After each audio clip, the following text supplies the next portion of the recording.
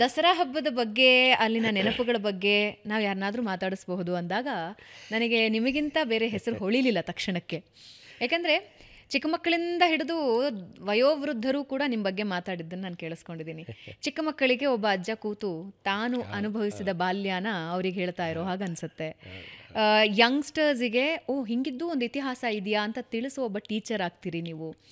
ವಯೋವೃದ್ಧರಿಗೆ ಹೌದಲ್ಲ, ನಾನು ಇವ್ರ ಥರನೇ ನಾನು ಮೈಸೂರಲ್ಲಿ ಕೂತ್ಕೊಂಡು ಅಥವಾ ಇನ್ನೆಲ್ಲೋ ವಿಜಯನಗರ ಸಾಮ್ರಾಜ್ಯದ ಕಥೆ ತಿಳ್ಕೊಂಡು ನಾನು ಇದನ್ನೆಲ್ಲ ನೋಡಿದ್ದೆ ಅಂತ ಅನಿಸುತ್ತೆ.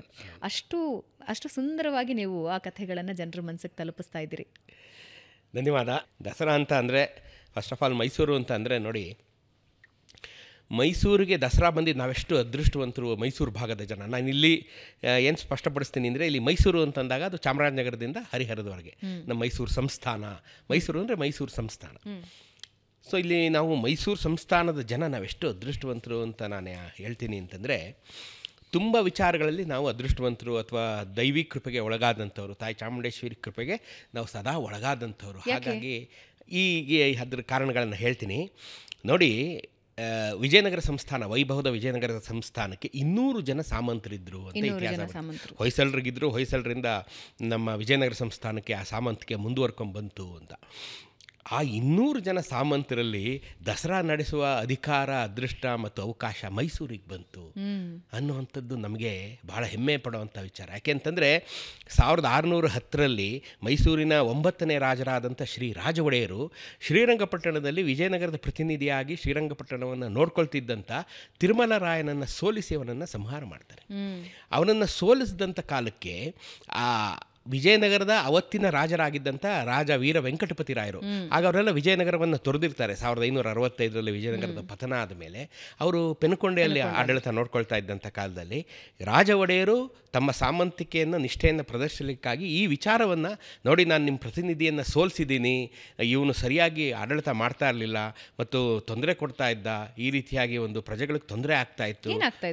ಯಾಕೆಂದರೆ ಏನಾಗುತ್ತೆ ಇಲ್ಲಿ ನೋಡಿ, ಯಾರನ್ನ ಒಬ್ಬರು ರಾಜರು ಒಂದು ರೆಪ್ರೆಸೆಂಟೇಟಿವ್ ಆಗಿ ಇಲ್ಲಿ ನೋಡ್ಕೊಳಪ್ಪ ನೀನು ಅಂತಂದಾಗ ಕಪ್ಪ ಸರಿಯಾಗಿ ಕಲೆಕ್ಟ್ ಮಾಡದೇ ಇರೋದು, ಜನರ ದುಃಖ ದುಮ್ಮಾನಗಳನ್ನು ಕೇಳದೇ ಇರೋದು. ಯಾವಾಗ ರಾಜ ಸ್ವಲ್ಪ ಡೀಲ್ ಆಗ್ತಾನೆ ಅಲ್ಲಿ ಕಳ್ಳತನ, ಕೊಲೆ, ದರೋಡೆ, ಸುಲೋಗಿಗಳು ಹೆಚ್ಚಾಗುತ್ತೆ. ಅವ್ರ ಮೇಲೇನು ಕ್ರಮ ತಗೊಳ್ಳದೇ ಇರೋದು. ಇವನು ತನ್ನ ಪಾನ ಲೀಲಾ ವಿನೋದಗಳಲ್ಲಿ ಆಸಕ್ತಿ, ಮೋಜು ಮಸ್ತಿಗಳಲ್ಲಿ ಆರಾಮಾಗಿರೋದು. ಸೊ ರಾಜನಿಗೆ ಸುದ್ದಿ ಹೋಗದೆ ಇದ್ದಂಗೆ ನೋಡ್ಕೊಳ್ಳೋದು. ಇದೆಲ್ಲ ಮಾಡಿದಾಗ ಏನಾಗುತ್ತೆ, ಪ್ರಜೆಗಳಿಗೆ ತೊಂದರೆ ಆಗ್ತಾ ಇರುತ್ತೆ. ಶ್ರೀರಂಗಪಟ್ಟಣದಲ್ಲಿ ಹಾಗಿದ್ದೊಂದು ಪರಿಸ್ಥಿತಿ ಇತ್ತು. ರಾಜ ಒಡೆಯರು 1610ರಲ್ಲಿ ಅವನ ಮೇಲೆ ಯುದ್ಧವನ್ನು ಸಾರಿ ಅವನನ್ನು ಸೋಲಿಸ್ತಾರೆ. ಇದನ್ನು ಅವರ ಚಕ್ರವರ್ತಿ ಆದಂಥ ವೀರ ವೆಂಕಟಪತಿ ರಾಯನಿಗೆ ಗಮನಕ್ಕೆ ತರ್ತಾರೆ. ವೀರ ವೆಂಕಟಪತಿ ರಾಯರು ಹೇಳ್ತಾರೆ, ಒಳ್ಳೇದು ಮಾಡಿದ್ರಿ ನೀವು, ಒಳ್ಳೇದು ಮಾಡಿದ್ರಿ, ನನಗೂ ಅಸಮಾಧಾನ ಇತ್ತು, ಅವರ ಆಡಳಿತದ ಬಗ್ಗೆ ನನಗೂ ಅಸಮಾಧಾನ ಇತ್ತು. ಸೊ ಹಾಗಾಗಿ ಇನ್ಮೇಲೆ ಶ್ರೀರಂಗಪಟ್ಟಣನ ನೀವೇ ನೋಡ್ಕೊಳ್ಳಿ, ನಿಮ್ಮ ರಾಜಧಾನಿಯನ್ನು ಮೈಸೂರಿನಿಂದ ಶ್ರೀರಂಗಪಟ್ಟಣಕ್ಕೆ ನೀವು ವರ್ಗಾಯಿಸ್ಕೊಳ್ಳಿ, ಶ್ರೀರಂಗಪಟ್ಟಣವನ್ನು ನೀವೇ ನೋಡ್ಕೊಳ್ಳಿ ಅಂತ ಹೇಳಿ ದಸರಾವನ್ನು ನೀವು ಮುಂದುವರ್ಸ್ಕೊಂಬನ್ನಿ ಅನ್ನೋಂಥ ಒಂದು ಅವಕಾಶವನ್ನು ಅವತ್ತು ನಮಗೆ ಕೊಡ್ತಾರೆ. ದಸರಾವನ್ನು ನೀವು ಮುಂದುವರ್ಸ್ಕೊಂಬನ್ನಿ ಅಂತ. ಯಾಕೆಂದರೆ ಅವತ್ತು ಇಡೀ ನಮ್ಮ ದಕ್ಷಿಣ ಭಾರತ ಆಲ್ಮೋಸ್ಟ್ ವಿಜಯನಗರದ ಅಡಿಯಲ್ಲಿರುತ್ತೆ. ದಕ್ಷಿಣ ಭಾರತವೇ ಅವ್ರ ಅಡಿಯಲ್ಲಿದ್ದಂಥ ಕಾಲದಲ್ಲಿ ಈ ದಸರಾ ನಡೆಸೋವಂಥ ಸದವಕಾಶ ಮೈಸೂರು ಸಂಸ್ಥಾನಕ್ಕೆ ಬರುತ್ತೆ. ಎಷ್ಟು ನಾವು ಅದೃಷ್ಟವಂತರು ನೋಡಿ. ಆಮೇಲೆ ಇವರು 1610ರಲ್ಲಿ ನಾವು ವಿಜಯನಗರ ಸಂಸ್ಥಾನದಿಂದ ಸಿಂಹಾಸನವನ್ನು, ಅಂಬಾರಿಯನ್ನು ನಾವು ಪಡ್ಕೊಳ್ತೀವಿ. ಈ ಸಿಂಹಾಸನ ಮತ್ತು ಅಂಬಾರಿ ಮೈಸೂರಿಗೆ ಎಲ್ಲಿಂದ ಬಂತು ಅಂದರೆ, ವಿಜಯನಗರದ ಎಲ್ಲಿಂದ ಬಂತು? ವಿಜಯನಗರದವ್ರಿಗೆ ಅವರ ಗಂಡುಗಲಿ ಕುಮಾರರಾಮನಿಂದ ಬಂತು. ಗಂಡುಗಲಿ ಕುಮಾರರಾಮನಿಗೆ ಅವರ ತಂದೆಯಾದಂಥ ಕಂಪಿಲರಾಯನಿಂದ ಬಂತು. ಕಂಪಿಲರಾಯನಿಗೆ ಅವರ ತಂದೆಯಾದಂಥ ಮುಮ್ಮಡಿ ಸಿಂಗನಾಯಕನಿಂದ ಬಂತು. ಮುಮ್ಮಡಿ ಸಿಂಗನಾಯಕನಿಗೆ ಅವನ ರಾಜನಾದಂಥ ದೇವಗಿರಿಯ ರಾಜ, ಯಾದವರ ರಾಜ ರಾಮಚಂದ್ರ ದೇವನಿಂದ ಬಂತು ಅಂತ ಇತಿಹಾಸ ಬರೀತದೆ. ಅಂದರೆ 1290ರಲ್ಲಿ ದೇವಗಿರಿ, ಆವಾಗ 1200-300ನೇ ಇಸ್ವಿನಲ್ಲಿ ದಕ್ಷಿಣದಲ್ಲಿ 4 ದೊಡ್ಡ ಸಾಮ್ರಾಜ್ಯಗಳು, ದೇವಗಿರಿ ಸೇವಣರು ಅಥವಾ ಯಾದವರು, ವಾರಂಗಲ್ಲಿನ ಕಾಕತೀಯರು, ದ್ವಾರ ಸಮುದ್ರದ ಹೊಯ್ಸಳರು ಮತ್ತು ಕಂಚಿಯ ಪಲ್ಲವರು. ಇವ್ರದ್ದು ಭಾಳ ದೊಡ್ಡ ಸಾಮ್ರಾಜ್ಯ ಅವ್ರದ್ದು. ಆದರೆ ಒಬ್ರಿಗೊಬ್ಬರು ಇದು ನಡೀತಾ ಇರುತ್ತೆ. ನಾನೇ ಸಾರ್ವಭೌಮ, ದಕ್ಷಿಣ ಭಾರತದ ಸಾರ್ವಭೌಮ. ಆವಾಗ ಸರ್ವೈವಲ್ ಆಫ್ ದ ಫಿಟ್ಟೆಸ್ಟು, ನಾನಾಗಬೇಕು, ಈ ಲೀಡರ್ ನಾನಾಗಬೇಕು, ಸೌತ್ ಇಂಡಿಯಾ ನಾನು ಲೀಡ್ ಮಾಡಬೇಕು, ಇದು ನಡೀತಾ ಇರುತ್ತೆ. ಇದು ಇವರ ಒಳಜಗಳದ ಉಪಯೋಗವನ್ನು ದೂರದಿಂದ ಬಂದಂಥ ಅಲ್ಲಾವುದ್ದೀನ್ ಖಿಲ್ಜಿ ಭಾಳ ಸುಲಭವಾಗಿ ತಗೋತಾನೆ. ಅವನು ದೇವಗಿರಿ ಮೇಲೆ 1290ರಲ್ಲಿ ದಾಳಿ ಮಾಡ್ತಾನೆ. ದಾಳಿ ಮಾಡಿ ಇವನನ್ನು ಸೋಲಿಸಿ 2-3 ಸಲ ದಾಳಿ ಮಾಡಿ ಸೋಲಿಸಿದಾಗ ಅನ್ಯ ಮಾರ್ಗವನ್ನೇ ಕಾಣದಂಥ ಸೇವಣರ ದೊರೆ ರಾಮಚಂದ್ರ ದೇವ ತನ್ನ ಮಗಳನ್ನು ಅಲ್ಲಾವುದ್ದೀನ್ ಖಿಲ್ಜಿಯ ಮಗನಿಗೆ ಕೊಟ್ಟು ಅವನು ಸಂಧಾನ ಮಾಡ್ಕೋಬೇಕಾದಂಥ ಸ್ಥಿತಿ ಬರುತ್ತೆ. ಅಪಾರವಾದಂಥ ಸಂಪತ್ತು ಕೈಬಿಟ್ಟು ಹೋಗ್ತಾ ಇರುತ್ತೆ, ಅಪಾರವಾದಂಥ. ಯಾಕೆಂದರೆ ಸೋತಾಗಲೆಲ್ಲ ಕಾಣಿಕೆ, ಕಪ್ಪ ಕಾಣಿಕೆಗಳು, ಅಪಾರವಾದ ಸಂಪತ್ತು ಕೈಬಿಟ್ಟು ಹೋಗ್ತಾ ಇರತಕ್ಕಂಥ ಕಾಲದಲ್ಲಿ ಅವನು ತನ್ನ ಆಪ್ತನಾದಂಥ ನಂಬುಗಸ್ತ ಸೇನಾಧಿಪತಿಯಾದಂಥ ಮುಮ್ಮಡಿ ಸಿಂಗೆ ನಾಯಕನನ್ನು ಕರೆದು ಹೇಳ್ತಾನೆ, ಈಗ ಸುಮ್ಮನೆ ಅವನು ಯಾವನಿಗೋ ಸಂಪತ್ತು ದೂರ ದೇಶದವನಿಗೆ ಅವನು ನೋಡೇ ಇಲ್ಲ, ನಾವು ಅವನಿಗೆ ಹೋಗ್ತಾ ಇದೆ, ಇದು ನಮ್ಮಲ್ಲೇ ಉಳಿಲಿ, ನಮ್ಮ ನೆಲದಲ್ಲೇ ಉಳಿಲಿ, ಸ್ವಲ್ಪ ಸಂಪತ್ತು ನೀನು ತಗೊಂಡು ಹೋಗಿ ಒಂದು ಸಂಸ್ಥಾನವನ್ನು ಕಟ್ಕೊಂಡು ನೀನು ಅಂತ. ಆವಾಗ ಅಲ್ಲಿ ಸಿಂಹಾಸನ ಮತ್ತು ಅಂಬಾರಿಯಲ್ಲಿ ಬರುತ್ತೆ. ಮುಮ್ಮಡಿ ಸಿಂಗ ನಾಯಕ ಅದನ್ನು ತಗೊಂಬಂದಂಥ ಸಂಸ್ಥಾನ ಕಟ್ತಾನೆ. ಅವನ ಮಗನೇ ಕಂಪಿಲಿಯ ರಾಜನಾದಂಥ ಕಂಪಿಲರಾಯ. ಕಂಪಿಲರಾಯ ಅದನ್ನು ಮುಂದುವರ್ಸ್ಕೊಂಡು ಬರ್ತಾನೆ. ಈ ಕಂಪಿಲರಾಯನಿಗೆ 2 ಹೆಣ್ಣು 1 ಗಂಡು ಮಗು ಹುಟ್ಟುತ್ತೆ. ಆ ಗಂಡು ಮಗನೇ ಗಂಡುಗಲಿ ಕುಮಾರರಾಮ. ಈ ದಸರಾವನ್ನು ಶುರು ಮಾಡಿದವನು ಗಂಡುಗಲಿ ಕುಮಾರರಾಮ. ದಸರಾ ಶುರು ಆಗೋದಕ್ಕೆ ಏನು ಕಾರಣ? ಏನು ಕಾರಣ ಪ್ರಶ್ನೆ ಅಂತಂದರೆ, ನೋಡಿ, ಈ ದಸರಾ ಅನ್ನೋದು ಯಾಕೆ ಅಂತಂದರೆ, ಇನ್ನೊಂಚೂರು ಈಗ ಕುಮಾರರಾಮನಿಂದ ಮುಂದೆ ಬಂದಾಗ ದಸರಾ ಏನು ಅಂತ ವಾಪಸ್ ಹೋಗ್ತೀನಿ ನಾನೀಗ. ಈ ಕುಮಾರರಾಮ ಬದುಕಿದ್ದು ಬರೀ 28 ವರ್ಷ, 1300ರಿಂದ 1328. 28 ವರ್ಷಗಳ ಯುವಕ ಯುದ್ಧದಲ್ಲಿ ಹುತಾತ್ಮನಾಗ್ತಾನೆ. ಈ ಧರೆಯಲ್ಲಿ ದೊರೆ ಗರ್ಭದಲ್ಲಿ ಜನಿಸಿದ ಬಳಿಕ ಧರೆಯಲ್ಲಿ ಅಂಜದಿರಬೇಕು. ಅವನು ಹೇಳೋದಿನ್ನು, ದೊರೆ ಗರ್ಭದಲ್ಲಿ ಜನಿಸಿದ ಬಳಿಕ ಧರೆಯಲ್ಲಿ ಅಂಜದಿರಬೇಕು, ಮೊರೆ ಹೊಕ್ಕವರ ಮರಳಿ ಕೊಡದಿರಬೇಕು. ಯಾರಾದರೂ ನಮ್ಮ ಆಶ್ರಯ ಕೇಳ್ಕೊಂಬಂದರೆ ಅವ್ರನ್ನ ವಾಪಸ್ ಕೊಟ್ಬಿಡ್ಬಾರ್ದು. ಮರೆ ಹೊಕ್ಕವರ ಮರಳಿ ಕೊಡದಿರಬೇಕು, ರಣಾಗ್ರದಲ್ಲಿ ಕಡಿದಾಡಿ ಸಾಯಬೇಕು. ನಾವು ಹುಟ್ಟಿರೋದೇ ಇಲ್ಲಿ ಬಡದಾಡಿ ಸಾಯೋದಕ್ಕೆ ಅಂತ. ನಿಜವಾದ ಯೋಧ ಅವನು ಗಂಡುಗಲಿ ಕುಮಾರರಾಮ. 28 ವರ್ಷ ಬದುಕಿದ್ದು. ಅವನು ಯಾಕೆ ಆ ಮಾತು ಹೇಳ್ತಾನೆ ಅಂತಂದರೆ, ಈ ಘಿಯಾಸುದ್ದೀನ್ ತುಘಲಕ್ಸು, ಈ ತುಘಲಕ್ಸ್ ಬರ್ತಾರೆ, ಖಿಲ್ಜೀಸ್ ಆದಮೇಲೆ ತುಘಲಕ್ಸು. ಆ ಘಿಯಾಸುದ್ದೀನ್ ತುಘಲಕ್ಕನ ಭಾಮೈದ ಬಹಾವುದ್ದೀನ್ ಗುಷ್ತಾಕ್ ಅನ್ನೋನು ತನ್ನ ಭಾವನ ಜೊತೆ ಏನೋ ಕಿರಿಕಿರಿ ಮಾಡಿಕೊಂಡು ತಪ್ಪಿಸ್ಕೊಂಡ್ಬಿಡ್ತಾನೆ. ಇವನ್ನ ಶೂಟ್ ಅಟ್ ಸೈಟ್, ಅಂದರೆ ತಲೆ ತಗೊಂಡ್ರಿ ಇವಂದು ಅಂತ ಆರ್ಡರ್ ಆಗೋಗುತ್ತೆ. ಅವ್ನು ತಪ್ಪಿಸ್ಕೊಂಡು ಎಲ್ಲ ರಾಜ ಸಂಸ್ಥಾನಗಳನ್ನು ಆಶ್ರಯ ಕೇಳ್ಕೊಂಡ್ಬರ್ತಾನೆ, ಯಾರೂ ಕೊಡೋದಿಲ್ಲ. ದಕ್ಷಿಣಕ್ಕೆ ಬಂದು ಕುಮಾರರಾಮನ ಆಶ್ರಯಕ್ಕೆ ಬರ್ತಾನೆ. ಇವನು ನಾನು ಆಶ್ರಯ ಕೊಡ್ತೀನಿ ಅಂತ ಒಪ್ಕೊಂಡ್ಬಿಡ್ತಾನೆ. ಇವನು ಎಲ್ಲರೂ ಆಸ್ಥಾನದಲ್ಲಿ ಇರೋರೆಲ್ಲ ಬೈತಾರೆ ಇವನನ್ನು, ನಾವಿರೋದೇ 4-5 ಸಾವಿರ, ಮ್ಯಾಕ್ಸಿಮಮ್ ಅಂದ್ರೆ ಒಂದು 10,000 ಜನ, ಅವ್ರು ಲಕ್ಷಾವಧಿ ಸೈನ್ಯ ಅಂತ. ಆಗ ಅವನು ಈ ಮಾತು ಹೇಳ್ತಾನೆ, ಸೈನ್ಯ ನಂಬರ್ಸು ದೊಡ್ಡವ್ರು ಚಿಕ್ಕವರಲ್ಲ, ಯೋಧಾನೇ. ನಾವು ದೊರೆಗರ್ಭದಲ್ಲಿ ಹುಟ್ಟಿರಬೇಕು, ಈ ಧರೆಯಲ್ಲಿ ಅಂಜದಿರಬೇಕು, ನಾವು ಹೆದರ್ಕೋಬಾರ್ದು. ಇವನು ನಮ್ಮನ್ನು ದೇಹಿ ಅಂತ ಬಂದಿದ್ದಾನೆ, ಅವನನ್ನು ವಾಪಸ್ ಕೊಟ್ಬಿಡಬಾರ್ದು, ಹೇಳಿ ಆಗೋಗ್ತೀವಿ. ನಾವು ರಣಾಗ್ರದಲ್ಲಿ ಕಡಿದಾಡಿ ಸಾಯಬೇಕು, ನಾವು ರಣರಂಗದಲ್ಲಿ ಮುಂಚೂಣಿಯಲ್ಲಿ ನಿಂತು ನಾವು ಬಡ್ದಾಡಿ ಸಾಯಕ್ಕೆ ನಾವಿರೋದು ಅಂತಾನೆ. ಅವನು ರಕ್ಷಣೆ ಮಾಡ್ತೀನಿ ನಾನು ಅಂತ ಅವನು ನಿರ್ಸ್ಕೋತಾನೆ. 3 ಸಲ ಬರ್ತಾನೆ ತುಘಲಕ್ಕು, ಸೋಲಿಸ್ತಾನೆ ಇವನು ಅವನನ್ನು. 3 ಸಲ ಸೋಲಿಸ್ತಾನೆ. ಅವನು ಇವನನ್ನು ಪತ್ತೆ ಮಾಡಬೇಕು ಅಂಥೇಳಿ ಒಂದು ಬಂಗಾರದ ಒಂದು ಜೊತೆ ಚಪ್ಪಲಿಗಳನ್ನು ಮಾಡಿಸಿ ಎಲ್ಲ ಕಡೆ ಕೊಟ್ಟು ಕಳಿಸ್ತಾನೆ. ಎಲ್ಲ ರಾಜರು ಅದಕ್ಕೆ ಆ ಚಪ್ಪಲಿಗೆ ನಮಸ್ಕಾರ ಮಾಡಿ ಕಪ್ಪ ಕಾಣಿಕೆಗಳನ್ನು ಕೊಡಬೇಕಾಗುತ್ತೆ. ಅಂಥ ದುರಹಂಕಾರಿ ಅವನು. ಅದೇ ಈ ಕುಮಾರರಾಮನ ಆಸ್ಥಾನಕ್ಕೆ ಬಂದಾಗ ಅವನ ಚಪ್ಪಲಿ ತೆಗೆದು ತನ್ನ ಕಾಲಿಗೆ ಹಾಕ್ಕೊಂಡು ಹೇಳ್ತಾನೆ, ಇದು ನನಗೆ ಸರಿಗಿದೆ, ಇನ್ನೊಂದು ಜೊತೆ ನೀನು ತಗೊಂಬ ಅಂತ. ಆಗ ತಂದಿದ್ದ ದೂತ ಎಚ್ಚರಿಸ್ತಾನೆ, ನಿನ್ನ ಘಿಯಾಸುದ್ದೀನ್ ತುಘಲಕ್ ಹಾಗೆ ಮಾಡ್ತಾನೆ ಹೀಗೆ ಮಾಡ್ತಾನೆ ಅಂತ. ಕರ್ಕೊಂಬರ ನೀನು ನೋಡೋಣ. ಅವ್ರು ಯುದ್ಧ ಮಾಡಿದ ಭೂಮಿ ಇವತ್ತಿಗೂ ಇದೆ, ನಾನು ಅದನ್ನು ವಿಡಿಯೋ ಮಾಡಿದ್ದೀನಿ. 700 ವರ್ಷಗಳ ಹಿಂದಿನ ಯುದ್ಧ ಭೂಮಿ ಇವತ್ತಿಗೂ ಇದೆ. ಬಹಳ ನಿಜವಾದ ಗಂಡುಗಲಿ, ಅವನ ಹೆಸರೇ ಗಂಡುಗಲಿ ಕುಮಾರರಾಮ, ನಿಜವಾದ ಕುಮಾರರಾಮ ಅವನು. 1328ರಲ್ಲಿ ಅವರೆಲ್ಲ ದೊಡ್ಡ ಸೈನ್ಯ ತಗೊಳ್ಬರ್ತಾರೆ. ಇವರು ಇಡೀ ಅಪ್ಪ ಮಕ್ಕಳು ಎಲ್ಲ ಹುತಾತ್ಮರಾಗಿ ಹೋಗ್ತಾರೆ.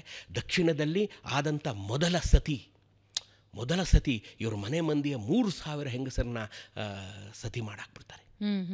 ಯಾರೊಬ್ಬ ಹೆಂಗಸು ಅವ್ರ ಕೈಗೆ ಸಿಕ್ಕಬಾರ್ದು ಅಂಥೇಳಿ ಎಲ್ಲರನ್ನ ಬೆಂಕಿಗೆ ಹಾಕಿ ತಾವು ಯುದ್ಧದಲ್ಲಿ ಸತ್ತೋಗ್ಬಿಡ್ತಾರೆ. ಇಂಥ ಕುಮಾರರಾಮನ 2 ಹೆಣ್ಣು ಅಂತ ಹೇಳಿದ್ನಲ್ಲ, ಅಕ್ಕನ ಮಕ್ಕಳೇ ಹಕ್ಕಬುಕ್ಕರು. ಈ ಕುಮಾರರಾಮನ ಬಳಿ ಇದ್ದಂಥ ಈ ಕುಮಾರರಾಮ ಇದನ್ನು ಶುರು ಮಾಡ್ದ. ಯಾತಕ್ಕಾಗಿ ಶುರು ಮಾಡ್ದ? ನನ್ನ ಹತ್ರ ಏನು ಫೋರ್ಸ್ ಇದೆ ನೋಡಿ ಅಂತ. ಈ ದಸರಾ ಅಂದರೆ ಏನಂದರೆ, initially it's A republic day parade of ನವೆ ಡೇಸ್. ನಾವು ರಿಪಬ್ಲಿಕ್ ಡೇ ಪೆರೇಡಲ್ಲಿ ಏನು ನೋಡ್ತೀವಿ? ವಿಮಾನಗಳು, ಯುದ್ಧ ವಿಮಾನಗಳು, ಅತ್ಯಾಧುನಿಕ ಯುದ್ಧ ವಿಮಾನಗಳು, ನೌಕಾನೆಲೆಗಳು, ನಮ್ಮ army, navy, air force, NCC, cadets, police ಎಲ್ಲ ನೋಡ್ತೀವಲ್ಲ ನಾವು. ಅವರೆಲ್ಲ ಸಾಲಿಗೆ ಅವರ ಪಿಸ್ತೂಳುಗಳು, ಅತ್ಯಾಧುನಿಕ ಶಸ್ತ್ರಾಸ್ತ್ರಗಳನ್ನು ಹಿಡ್ಕೊಂಡು ಕವಾಯತು ಮಾಡ್ತಾರೆ. ನಮ್ಮ ಬಲ ಏನು ಅಂತ ತೋರಿಸೋದು ಅದೇ ದಸರಾ. ದಸರಾದಲ್ಲೂ ನಾವು ನಮ್ಮ ಬಲ ಏನು ಅಂತ ತೋರ್ಸೋಕೆ ಶುರು ಮಾಡಿದವನೇ ಕುಮಾರರಾಮ. ತೋರ್ಸೋಕೆ ಶುರು ಮಾಡ್ತಾನೆ. ಅದನ್ನ ಅವ್ರ ಸಂದರ್ಭ ಯಾವಾಗ ಅಂದ್ರೆ ತುಘಲಕ್ ದಾಳಿಯ ಸಂದರ್ಭ. ಮುಂಚೆನೆ ಇವರೆಲ್ಲ ಯುದ್ಧದಲ್ಲೇ ಹುಟ್ಟಿ, ಯುದ್ಧದಲ್ಲೇ ಬೆಳೆದು, ಯುದ್ಧದಲ್ಲೇ ಹುತಾತ್ಮರಾದಂಥ ರಾಜವಂಶಗಳಿವೆಲ್ಲ. ಯುದ್ಧ ಮಾಡೋದಕ್ಕೆ ಹುಟ್ಟಿದಂಥವ್ರು ಇವು ಕುಮಾರರಾಮ ಇವರೆಲ್ಲ. ಯಾಕೆಂತಂದರೆ ಅವತ್ತಿನ ಈ ದೇಶದ ಪರಿಸ್ಥಿತಿ ಹಾಗೆ ಇತ್ತು. ಒಬ್ಬರ ಮೇಲೆ ಒಬ್ಬರು ಯುದ್ಧ ಅನವರತ ಇದ್ದ. ಇವರೆಲ್ಲ ಅರಮನೆಯಲ್ಲಿ ಮಲಗಿದ್ದು ಕಡಿಮೆ, ಯುದ್ಧದ ವಾರ್ ಕ್ಯಾಂಪಲ್ಲಿ ಮಲಗಿದ್ದೇ ಜಾಸ್ತಿ. ಇವರೆಲ್ಲ ಸೊ ಹಾಗಾಗಿ ಇವನು ಆ ಮೆರವಣಿಗೆ ಏನು ಮಾಡ್ತಾನೆ, ಶತ್ರುಪಾಳ್ಯಕ್ಕೆ ನನ್ನ ಕಡೆಯಿಂದ ಒಂದು ಸಂದೇಶ, ಇಷ್ಟಿದೆ ಬಾ ನೀನು ಅಂತ, ಪ್ರದರ್ಶನ ನನ್ನ ಹತ್ರ ಇಷ್ಟಿದೆ ಬಾ ನೀನು ಅಂತ. ಅವರೆಲ್ಲ ಬಂದು ಸರಿಯಾದ ಸೋಲಿನ ರುಚಿ ಉಂಡ ಮೇಲೇ ಇವನನ್ನು ತೆಗಿಯೋಕ್ಕಾಗಲ್ಲ ಅಂತ ಲಕ್ಷಾವಧಿ ಸೈನ್ಯ ತಂದು ಇವನನ್ನು ಸೋಲಿಸ್ತಾರೆ. ಆದರೆ ಅವನು ಅದನ್ನು ಅವ್ರು ತನ್ನ ಅಕ್ಕನ ಮಕ್ಕಳಾದಂಥ ಹಕ್ಕಬುಕ್ಕರಿಗೆ ಇದನ್ನು ಕೊಡ್ತಾನೆ. ಅವ್ರ ಆನೆಗೊಂದಿಯಲ್ಲಿ ಒಂದು ಸಂಸ್ಥಾನ ಶುರು ಮಾಡ್ತಾರೆ. ಈ ಸಂಸ್ಥಾನ ಶುರು ಮಾಡಿ ಅವ್ರು ಬೆಳೀತಾರೆ. ವೈಭವೋಪೇತವಾದಂಥ 300 ವರ್ಷದ ವಿಜಯನಗರ ನಾವು ಮಾತಾಡಿದ್ದೀವಿ. ಆ ವೈಭವದಲ್ಲೇ ಮೆರೆಯುತ್ತೆ. ಎಷ್ಟು ವೈಭವ! ಮಹಾನವಮಿ ದಿಬ್ಬದಲ್ಲಿ ಅವತ್ತಿನ ಹಂಪಿಯಲ್ಲಿ 1 ಲಕ್ಷ ವಿಲ್ಲಾಗಳಿತ್ತು. ನಾನು ಅವತ್ತು ಹೇಳಿದ್ದೀನಿ, ಇವತ್ತಿಗೂ ರಿಲೆವೆಂಟ್ ಆಗಿದೆ ಅದು. ಅವತ್ತು 1 ತಿಂಗಳ ಮುಂಚೆ 2 ತಿಂಗಳ ಮುಂಚೆ ಈ ದಸರಕ್ಕೆ ಎಲ್ಲರೂ ಬಂದ್ಬಿಡ್ಬೇಕಿತ್ತು. ಬಂದು ಎಲ್ಲ ಅಲ್ಲೇ ಎಲ್ಲ ಪ್ರತಿದಿನ ಹಬ್ಬ, ಮೋಜು, ಮಸ್ತಿ, ಆಟದಲ್ಲಿ ಗೆದ್ದವ್ರಿಗೆ, ಕುಸ್ತಿಲಿ ಗೆದ್ದವ್ರಿಗೆ. ಆವಾಗ ನೋಡಿ, ಚಿತ್ರದುರ್ಗದಲ್ಲಿ ರಾಜ ವೀರಮದಕರಿ ನಾಯಕ ಈ ದಸರೆಯ ಸಂದರ್ಭದಲ್ಲಿ ಒಂದು ಆಟ ಆಡಿಸ್ತಾ ಇದ್ದ. ಏನಪ್ಪ ಅಂತಂದರೆ, ಬಂಡೆಗಳ ಮೇಲಿಂದ ಎಣ್ಣೆಯನ್ನು ಸುರಿದ್ಬಿಡೋದು. ಈ ಕೆಳಗಡೆಯಿಂದ ಯಾವ ಸೈನಿಕ ಅದನ್ನು ಹತ್ತುತ್ತಾನೆ, ಚಾಕಚಕ್ಯತೆ, ಅವನಿಗೊಂದು ಬಹುಮಾನ, ಅವನಿಗೊಂದು ಪದೋನ್ನತಿ, ಈ ಥರದ್ದೇ ಶಕ್ತಿಗೆ. ನಾವಿವತ್ತೇನು ಒಲಿಂಪಿಕ್ಸ್ ಅಂತೀವಲ್ಲಮ್ಮ, ಅದೆಲ್ಲನೂ ನಾವಿಲ್ಲಿ ಆಡಿರೋದೇನೆ. ಇದನ್ನೆಲ್ಲ ಏರ್ಪಡಿಸ್ತಾ ಇದ್ರು. ದಿನನಿತ್ಯ ಕುಸ್ತಿಗಳು, ಆಟೋಟಗಳು, ಕುದುರೆ, ಆನೆ ಸ್ಪರ್ಧೆಗಳು ಎಲ್ಲ ನಡೀತಾ ಇತ್ತು. ದಸರೆಯ ದಿನ ವಿಜಯನಗರ ಅರಸರು ಮಹಾನವಮಿ ದಿಬ್ಬದ ಮೇಲೆ ಕೂತ್ಕೊಳ್ತಾ ಇದ್ರು. ಆ ಸಾಮಂತರು ಎಲ್ಲ ತಮ್ಮ ಶಕ್ತಿ ಪ್ರದರ್ಶನವನ್ನು ಮಾಡ್ತಾಯಿದ್ರು. ಎಲ್ಲರೂ ಅವ್ರಿಗೆ ಹತ್ರ ಇರೋವಂಥ ಆನೆಗಳು, ಕುದುರೆಗಳು, ಕಾಲಾಳುಗಳು, ಸೇನಾಧಿಪತಿಗಳು, ಅಷ್ಟು ಜನ, ಅಷ್ಟು ಶಸ್ತ್ರಾಸ್ತ್ರಗಳೊಡನೆ ದೊರೆಗಳಿಗೆ ವಂದನೆ ಸಲ್ಲಿಸ್ತಾ ಇದ್ರು. ಆದಮೇಲೆ ಇವತ್ತು ನನ್ನ ಹತ್ರ ಈ ವರ್ಷದ ತೆರಿಗೆ ಹಣ ಇಷ್ಟು ಅಂತ ವಿಜಯದಶಮಿ ದಿನ ಅವರು ಒಪ್ಪಿಸೋವಂಥ ದಿನ ಅದು. ತೆರಿಗೆ ಕಟ್ಟುವ ದಿನ ಆಗಿತ್ತು ವಿಜಯದಶಮಿ. ನೋಡಪ್ಪ, ನಾನು ಇಂಥ ಪ್ರಾಂತ್ಯದಿಂದ ಬಂದಿದ್ದೀನಿ, ಹಿರಿಯೂರಿನಿಂದ ಬಂದಿದ್ದೀನಿ, ಐಮಂಗಲದಿಂದ ಬಂದಿದ್ದೀನಿ, ದುರ್ಗದಿಂದ ಬಂದಿದ್ದೀನಿ, ಆಯ್ತೆ, ತಿರುವಣ್ಣಾಮಲೆಯಿಂದ ಬಂದಿದ್ದೀನಿ, ಎಲ್ಲ ಕಡೆಯಿಂದ ಬರೋರು ಬಂದು ಅವರವರು ತಮ್ಮ ಹತ್ರ ಇರೋವಂಥ 3,000 ಸೈನಿಕರು, 2,000 ಸೈನಿಕರು, 10,000. ಸೊ ಅದಕ್ಕೆ ತಕ್ಕಂತೆ ತೆರಿಗೆ ಕೊಟ್ಬಿಟ್ಟು 1 ತಿಂಗಳು ಹಬ್ಬ ಮಾಡ್ಕೊಂಡು ಹೊರಟೋಗೋರು. ಸೊ ಇದು ದಸರೆಯ ಪರಾಕಾಷ್ಠೆ, ದ ಪೀಕ್ ಅನ್ಬೋದು. ದಸರೆಯ ನಿಜವಾದ ಪೀಕ್. 4,500 ಕೋಣಗಳನ್ನೇ ಕಡಿತಾ ಇದ್ರು ಅವತ್ತು ಅನ್ಬೇಕಾದ್ರೆ, ಲೆಕ್ಕವಿಲ್ಲದಷ್ಟು ಕುರಿಗಳನ್ನು ಕಡಿತಾ ಇದ್ರು ಅನ್ಬೇಕಾದ್ರೆ, ಆ ದಸರೆಯ ವೈಭವವನ್ನು ನಾವು ನೆನೆಸ್ಕೋಬೋದು. ಅಂಥ ವೈಭವದ ದಸರವನ್ನು ನೋಡಿದ ನೆಲ ನಮ್ಮದು ಕನ್ನಡದ ನೆಲ. ಭಾರತದಲ್ಲಿ ಎಲ್ಲಿಯೂ ನ ಭೂತೋ ನ ಭವಿಷ್ಯತಿ, ಇಂಥ ವೈಭವ ಮರುಕಳಿಸಲಾರದು. ಅಂಥ ವೈಭವವನ್ನು ನಾವು ಕಂಡಿದ್ದೇವೆ. ಅಂಥ ವೈಭವ ಎಲ್ಲವೂ ದಿನಕ್ಕೂ ಒಂದು ಸೂರ್ಯಾಸ್ತ ಇದ್ದೇ ಇರುತ್ತಲ್ಲಮ್ಮ, ಅಲ್ವೇ? ಸೊ ಸೂರ್ಯಾಸ್ತ ಬಂತು. ಅಂಥ ವೈಭವದ ವಿಜಯನಗರ ಸಾಮ್ರಾಜ್ಯಕ್ಕೂ ಒಂದು ಸಂಜೆ ಬಂತು. 1565 ವಿಜಯನಗರ ಪತನ ಆಯಿತು. ಇವರೆಲ್ಲ ವಿಜಯನಗರವನ್ನು ತೊರೆದರು, ಹಂಪಿಯನ್ನು ತೊರೆದರು, ಚಂದ್ರಗಿರಿ, ಪೆನುಕೊಂಡೆಗೆ ಹೋಗಿ ನೆಲೆ ನಿಂತರು. ದಸರಾ ಸ್ವಲ್ಪ ಡಿಮ್ ಆಯಿತು. ಆದರೆ ತಾಯಿ ಚಾಮುಂಡೇಶ್ವರಿ ಬಿಡಬೇಕಲ್ಲ.